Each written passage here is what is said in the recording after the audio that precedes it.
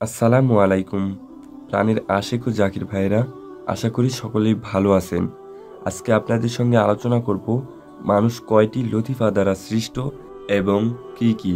তো বেশি কথা না বাড়িয়ে চলুন ভিডিওটি শুরু করা যাক। হজরত মাওলানা শাহ কেরামত আলী মরহুম সাহেব তদীয় নুরুল আলা নূর কিতাবে লিখিয়াছিলেন যে হজরত ইমামে রাব্বানী মুজাদ্দিদে আল ফেসানি রহমতুল্লাহ এবং তাহার খলিফাগণ উক্তি করিয়াছিলেন এবং শেখ জিয়াউদ্দিন রহমতুল্লাহ তাহার জামেউল আসুল নামক কিতাবে লিখিয়াছিলেন যে মানুষ 10টি লতিফা দ্বারা সৃষ্ট, তাহার মধ্যে 5টি আলমে খালকের বা দৃশ্যমান জগতের উপাদান এবং 5টি আলমে আমরের অর্থাৎ সূক্ষ্ম বা অদৃশ্য জগতের উপাদান। আলমে খালকের 5টি লতিফার নাম যথা নফস, আব, আতশ, খাক ও বাদ এবং আলমে আমরের 5টি লতিফার নাম কালব, রু, সের, খফি ও আখফা। আল্লাহ তাআলা কোন শব্দ বলার সঙ্গে সঙ্গেই যে অদৃশ্যমান জগৎ সৃষ্টি হয়েছে উহাকেই আলমে আমর বলে এবং আলমে খালক বা দৃশ্যমান জগৎ। আল্লাহ তাআলা হুকুমের পরে ক্রমান্বয়ে ধীরে ধীরে নির্দিষ্ট সময় বিকাশ হইতেছে। উহা পঞ্চ ইন্দ্রিয়ের দ্বারা অনুভব হইয়া থাকে এবং উহা প্রকাশ্য জগৎ।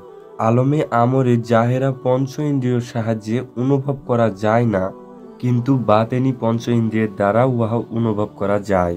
আলমে খালকের উসিলা ধরার নিয়ম ও ফায়েজ এই যথা আপন পীরের দেলের সঙ্গে নিজের জাহেরা দেল ওসিলা করিবে ও সমস্ত পিরান পীরদের দেলের জাহেরের সঙ্গে দেলের জাহের ওসিলা করিবে।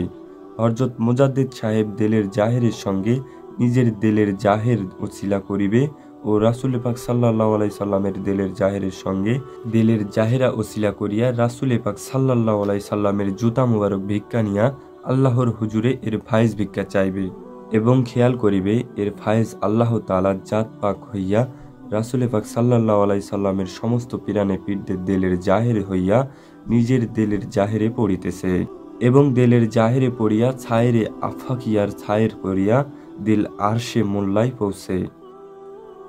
আপন পীরের দিলের জাহেরের সঙ্গে দিলের জাহের ও দিলের বাতেনের সঙ্গে দিলের বাতেন ওসিলা করিবে।